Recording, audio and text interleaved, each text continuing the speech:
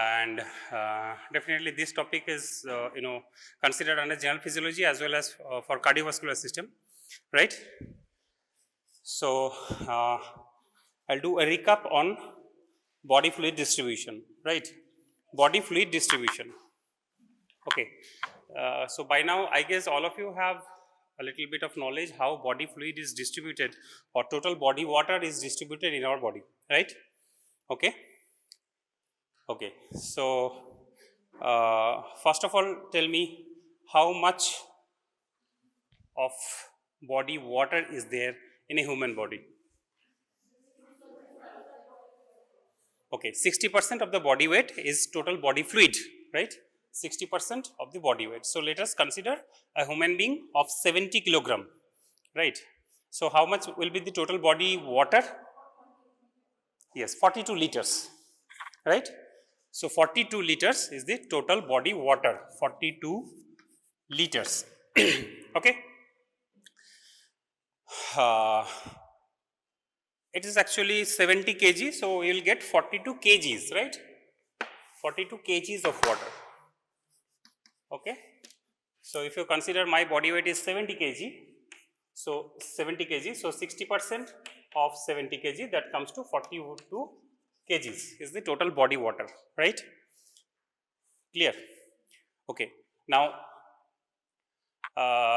you are very recently from physics and chemistry, so at 4 degrees centigrade normal temperature and pressure, right?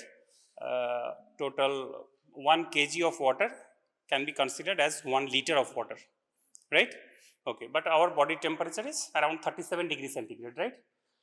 But here physiologically we can do, we can consider that much of approximation, and we can consider 42 kgs of water is equal to 42 liters of water, right? So 42 kgs of water is equal to 42, more or less 42 liters of water. So total body water is 42 liters. Now how this 42 liters is distributed in our body? Okay. Okay, so we have the major compartmentation, that is intracellular fluid and extracellular fluid, right? So some fluid is within the cell membrane, within the cell, it is bound by the cell membrane, we call it intracellular fluid or ICF, and remaining is extracellular fluid. Okay, extracellular fluid, that is outside the cell, right? Okay, now out of this 42 liters, we divide 1/3 and 2/3, right? 1/3 and 2/3. So it comes to ICF and ECF. Now tell me which one is more, intracellular fluid or extracellular fluid? Which one is more? Which one is more? It is intracellular fluid. Okay, intracellular fluid is 2/3 of total body water. It is total 42 liter is total body water. Okay, total body water, correct? Total body water. Okay, so total body water is 42 liters, out of which 2/3, that is how much? 2/3 is, yes, so 42 into 2/3, it comes to 28 liters. 28 liters is intracellular fluid, and remaining 14 liter is extracellular fluid, right? 14 liter is extracellular fluid. So always remember, intracellular fluid is more than extracellular fluid. Okay, never do a mistake. Intracellular fluid is always more than extracellular fluid. Intracellular fluid, so our calculation from the very beginning, we have considered a human being of 70 kgs. Okay, and accordingly it will be distributed. 72 kgs human being, 42 liters total body water, out of which 28 liter is intracellular fluid and 14 liter is extracellular fluid, right? 14 liter is extracellular fluid. Okay. Now Our concern is with the extracellular fluid, that 14 liters. That matters a lot, right? This is called extracellular fluid. Now, how this extracellular fluid is again distributed? Yes, this extracellular fluid is again distributed as interstitial fluid, okay? Interstitial fluid and intravascular fluid, okay? Interstitial fluid and intravascular fluid, okay? And what is the distribution? Intravascular fluid is within the cardiovascular system, okay? The amount of water is 3.5 liters, okay? 3.5 liters, okay? Now this one is 10.5 liters. Clear? What is interstitial fluid? It is the fluid within the cellular spaces, right? Okay. So these are the spaces between the cells, right? So these are the spaces between the cells where we have interstitial fluid, okay? Interstitial fluid. Clear? Okay, again, you must remember this throughout your life, right? So 70 kgs of human being, 28 liters of intracellular fluid within the cell के अंदर है 28 liters, and cell के बाहर जो है extracellular fluid 14 liters. Out of this 14 liters, some amount of fluid is within the vascular compartment, within the blood vessel, within the arteries, within the veins, within the aorta, vena cava, heart, right? In the cardiovascular system, that is 3.5 liters, and remaining is in between the cells, okay? In between the cells, that is called interstitial fluid, ISF, right?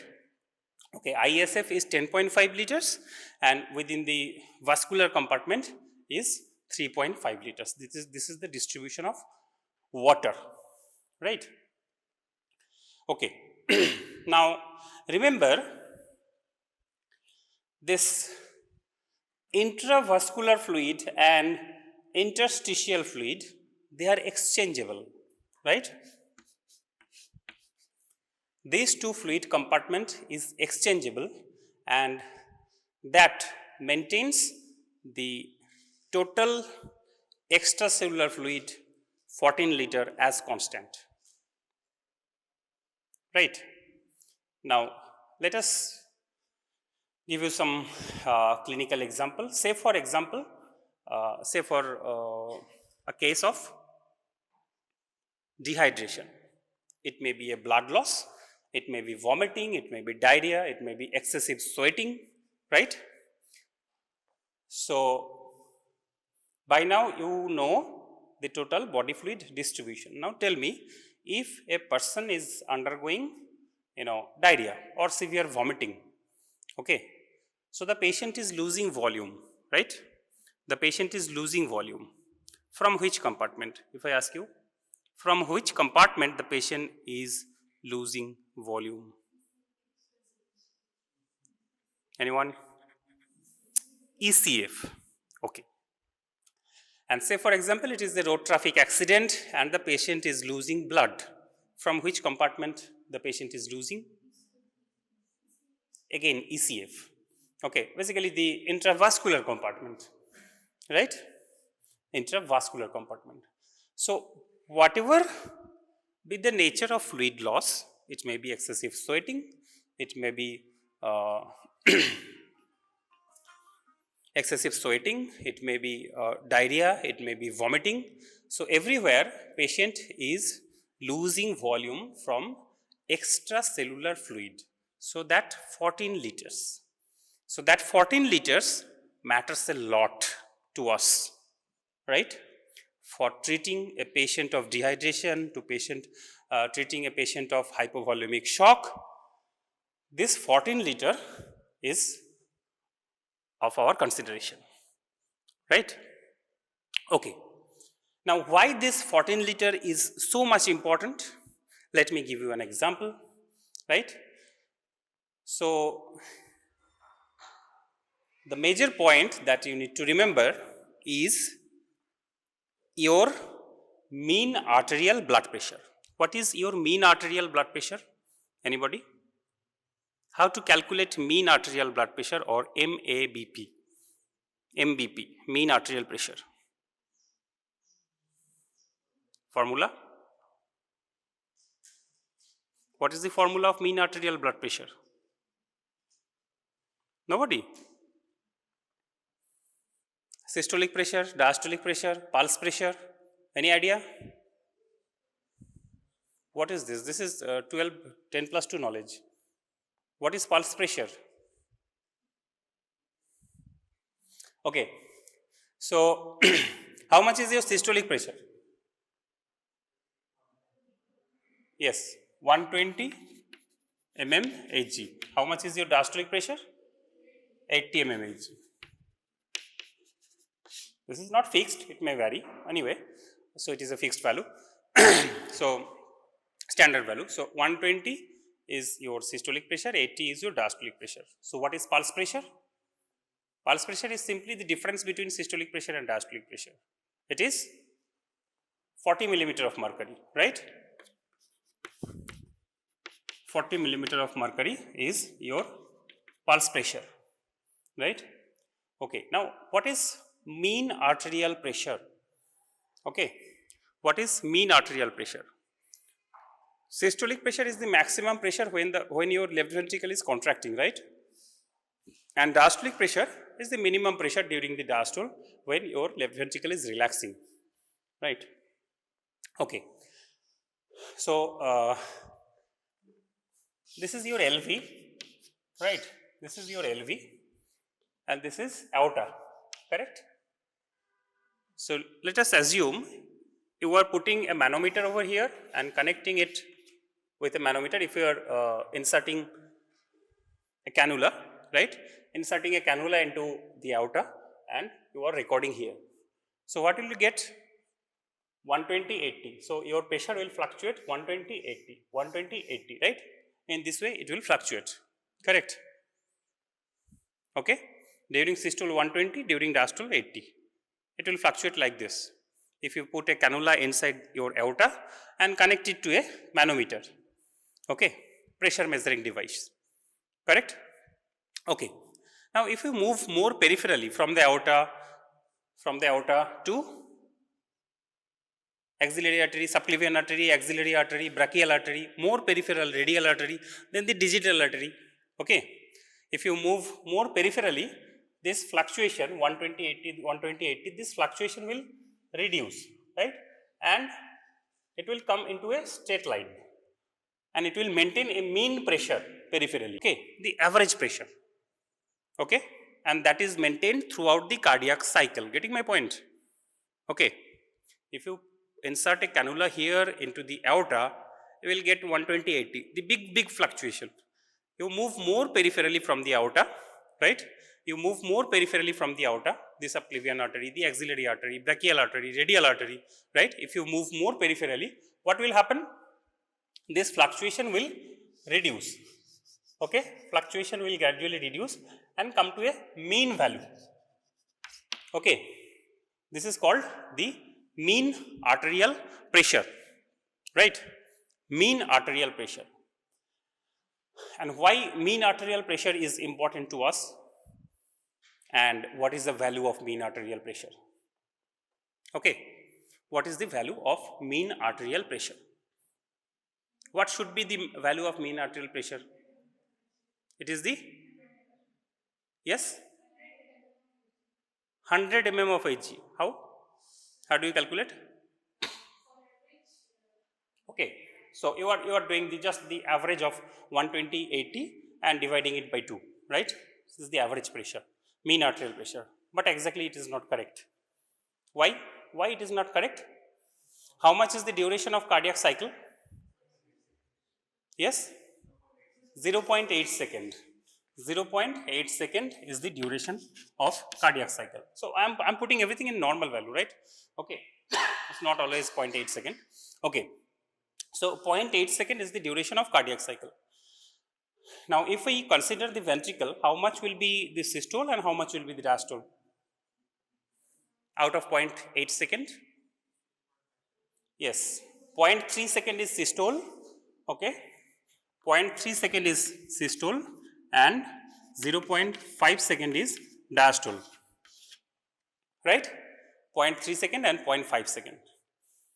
Okay, so that essentially means your cardiovascular system maintains a pressure of 120 millimeter of Hg throughout a period of 0.3 second and 80 mm Hg throughout a period of 0.5 second. Clear?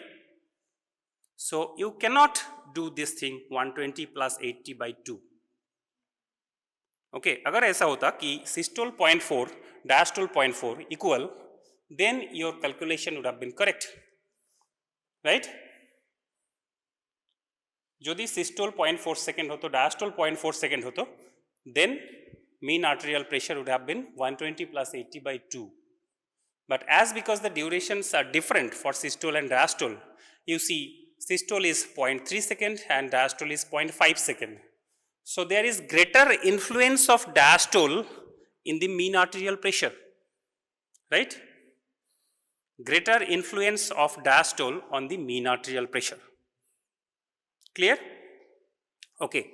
So really, if we are here to calculate the mean arterial pressure accurately, very accurately, okay, then you need to integrate. Okay. So we are not going to that much complication. So your mean arterial pressure will be integration PdP 0 to 0.3 plus PdP 0.3 to 0.5 in this way. Okay, 0.3 to 0.8.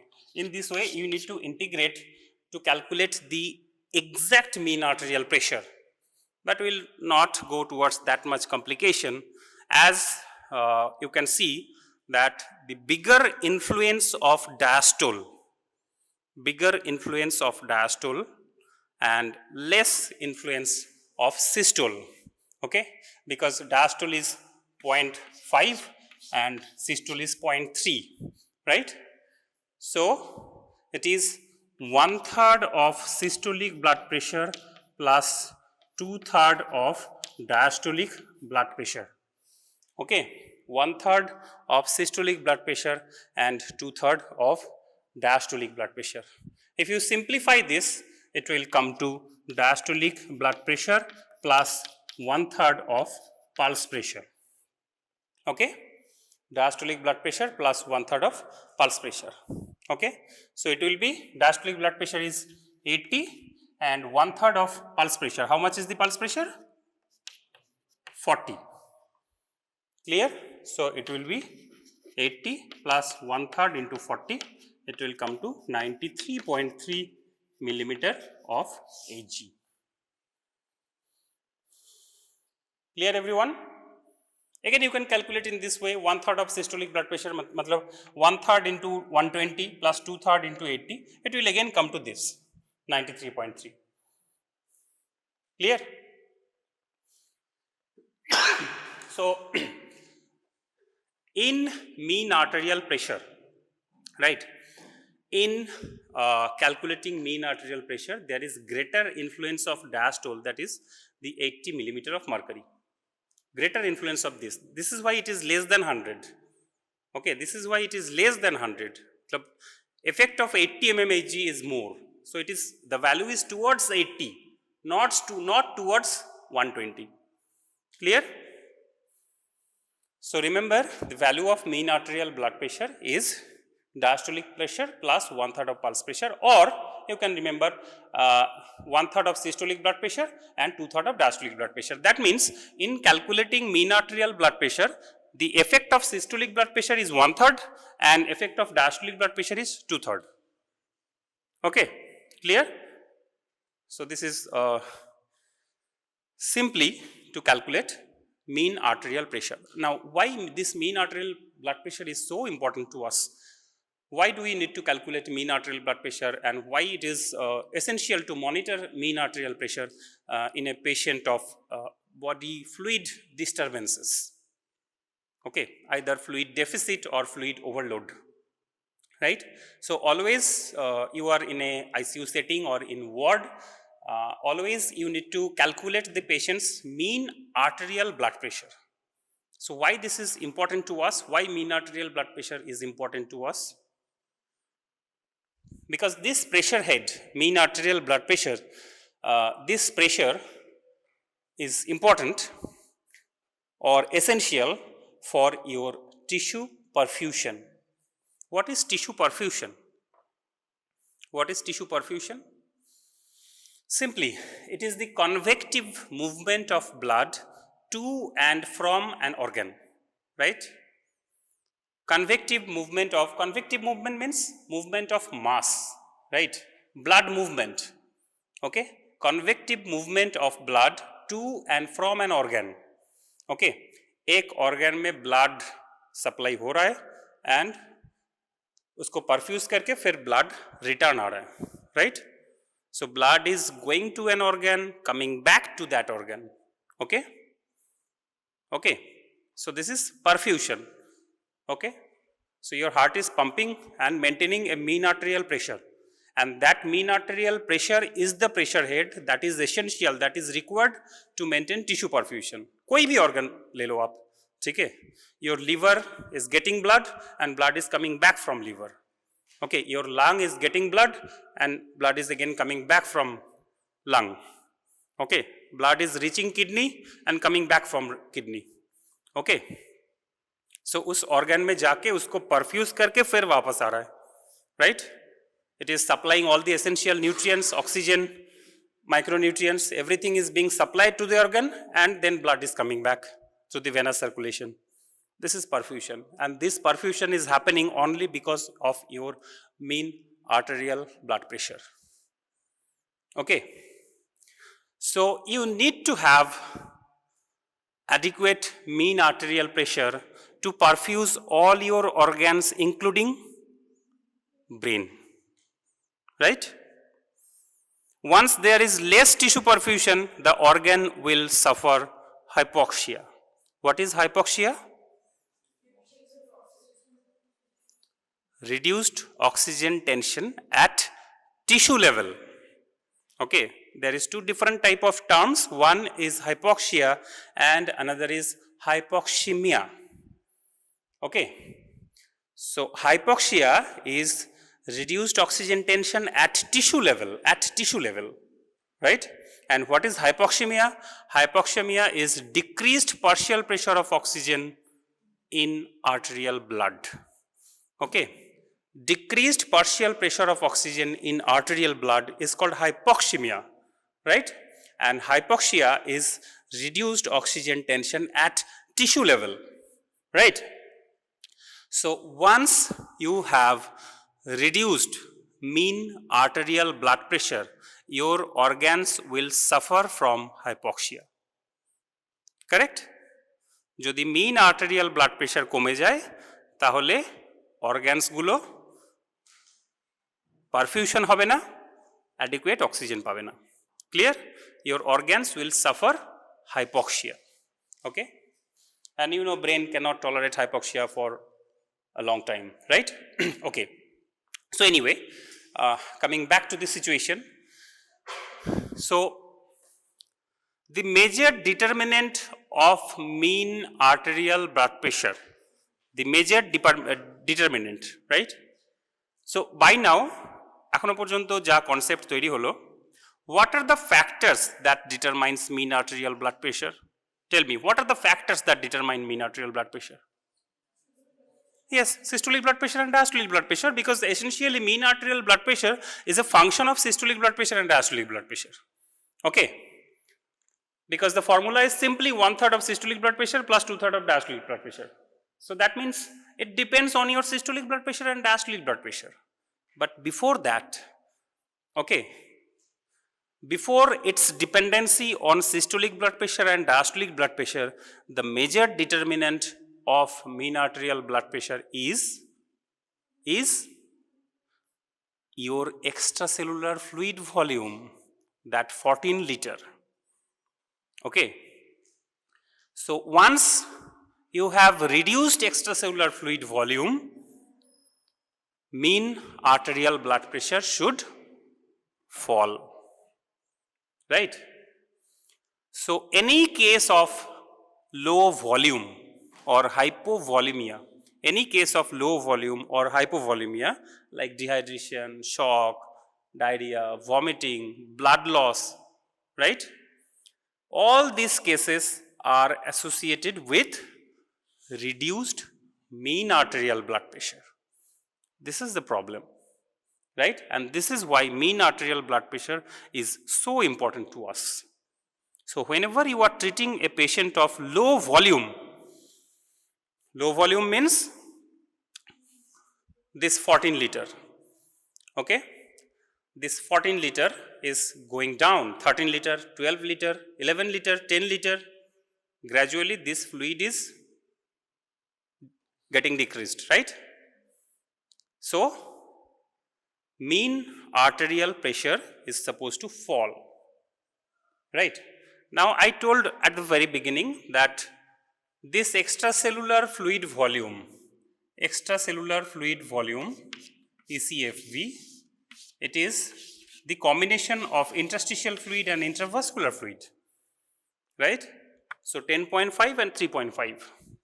Okay, if you have directly blood loss, you are losing from this IVF, intravascular fluid, this 3.5 liter, right? Okay, and as because these two fluid volumes are exchangeable, interstitial fluid volume initially compensates this, right? Okay, but there is a physiological limit, okay? It cannot compensate for a long time, right? Now here is a concept that is called effective circulatory fluid volume, okay? Effective circulatory fluid volume, and which is somewhat less than the extracellular fluid volume. Okay, say for example, extracellular fluid volume is 14 liters.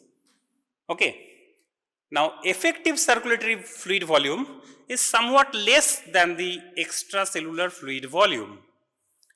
You already know homeostasis. Okay, what is homeostasis? Homeostasis is the maintenance of normal environment when it is subjected to change. Okay, in 1901, W.B. Cannon coined this term, homeostasis. Maintenance of normal environment when it is subjected to change.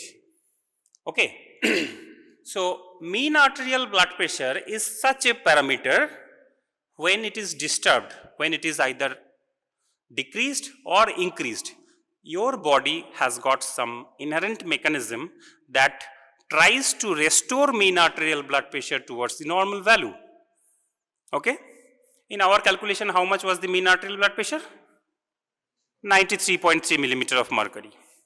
Okay?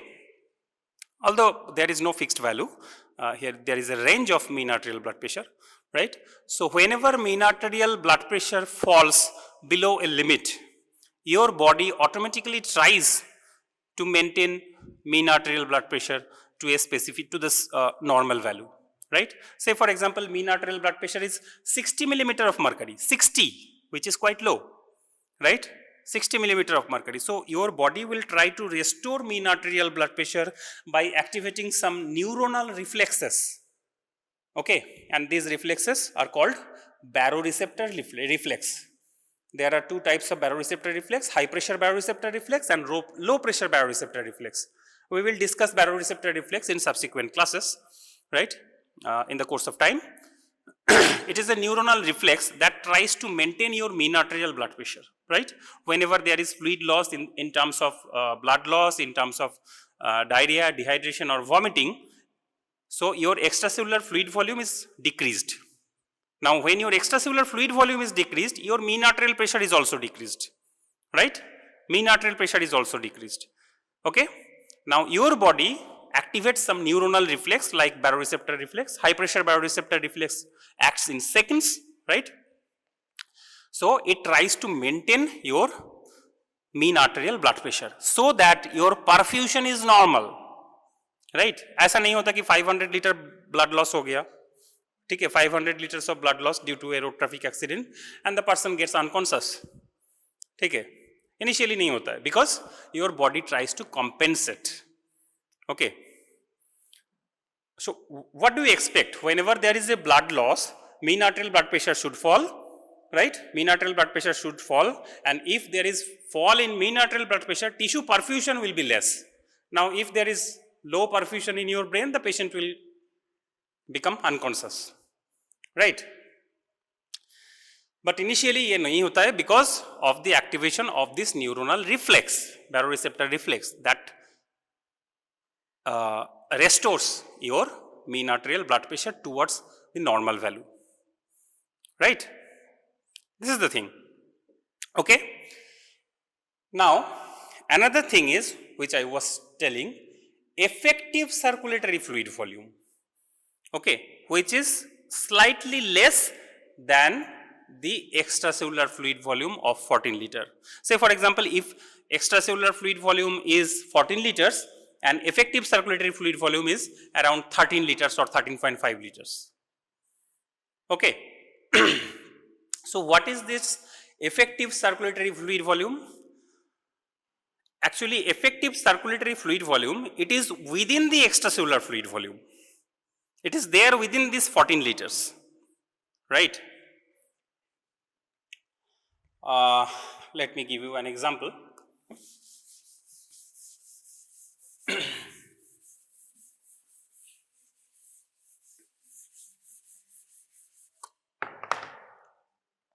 So you have 14 liters of extracellular fluid volume, okay. Now say a case of dehydration. Initially the fluid loss is 500 ml, okay. The fluid loss is 500 ml. So now how much is your extracellular fluid volume? 13.5. But yes, I am okay, okay. 500 ml of fluid loss, but I am okay, absolutely okay, there is no problem, right? Again 500 liters of fluid loss, 13 liter, again 500 ml of fluid loss, how much?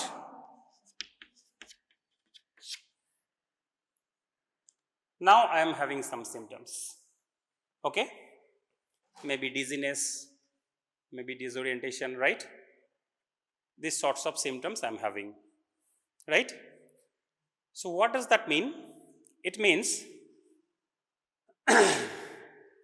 it means that from 14 liters, when fluid loss just begins, my body compensates and maintains my mean arterial blood pressure and tissue perfusion, right? But when it is coming to 12.5 liters, my body is no more able to maintain mean arterial blood pressure as well as tissue perfusion, right? Okay. So the definition of effective circulatory fluid volume, it is the fluid volume, it is the part of extracellular fluid volume which is just adequate to maintain your tissue perfusion, okay. Okay. So it is the part of extracellular fluid volume. Extracellular fluid volume or 14 liters, right? 14 liters. এই 14 liters এর মধ্যেই একটা volume যেটা just adequate to maintain tissue perfusion. এর থেকে কম হলেই tissue perfusion গন্ডগোল হবে, এর থেকে কম হলেই mean arterial blood pressure ফল করতে শুরু করবে, right? And tissue perfusion will be less, correct? So gradually if you create an experimental situation from 14 liters 100 ml 100 ml 50 ml বা very slowly 1 ml করে আমি যদি ফ্লুইড কমাতে থাকি, right? if I reduce fluid volume from 14 liters থেকে 13.9 13.8 13.7 slowly fluid কমাতে থাকি, I will check when there is disturbance in tissue perfusion and when there is reduction in mean arterial blood pressure, right? So the point at which tissue perfusion is disturbed, right? It is called the effective circulatory fluid volume, and effective circulatory fluid volume is always less than the extracellular fluid volume. Clear? And it is within that extracellular fluid volume. Okay, so we have 14 liters of extracellular fluid volume. Now within this 14 liter er moddhei 12.5 liter is the effective circulatory fluid volume. Okay, so maintaining this 12.5 liters of extracellular fluid volume is essential to maintain your tissue perfusion, to maintain your mean arterial blood pressure. Correct? It is called effective circulatory fluid volume. Okay. For all practical purposes, we usually equate effective circulatory fluid volume and extracellular fluid volume.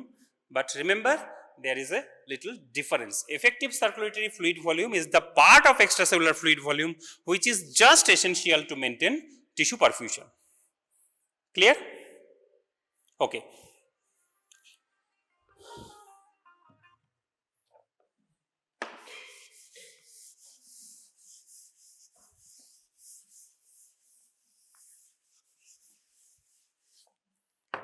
Okay. Now, for your question at MBBS level, questions comes as body fluid distribution, or how water is distributed in your body, right? And what are the ways to measure different compartment of body fluid? Okay, intracellular fluid, extracellular fluid, intravascular fluid, total body water, এগুলো আমরা কিভাবে measure করব, right? First, you need to describe the body fluid distribution with an example, definitely. Okay, so let me recap. 70 kg human being, 42 kgs of water, that essentially means 42 liters of water, and within these 42 liters you have 28 liters of intracellular fluid and 14 liters of extracellular fluid. Out of this 14 liters of extracellular fluid, you have interstitial fluid of 10.5 liters and 3.5 liters is intravascular compartment, right? Okay. Okay, now the measurement of this body fluid. Total body water can be measured by D2O. What is D2O? Deuterium oxide. Okay. Okay. Now plasma volume can be measured by Evans blue inulin. Right? These are your question, and these are also frequently comes as MCQs. Right? Okay. Radio leveled RBCs are used to measure intravascular fluid. Okay, and interstitial fluid cannot be directly measured. Interstitial fluid cannot be directly measured. How interstitial fluid is measured?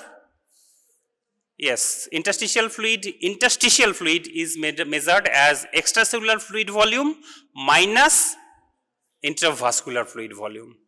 Similarly, intracellular fluid volume cannot be measured directly. Intracellular fluid volume cannot, ICF cannot be measured directly. So how do you measure intracellular fluid? Intracellular fluid is measured as total body water minus extracellular fluid. Correct? Okay.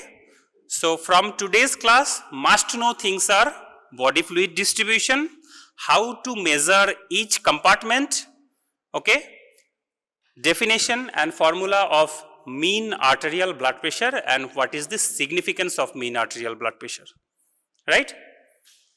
Okay, chalo, thank you.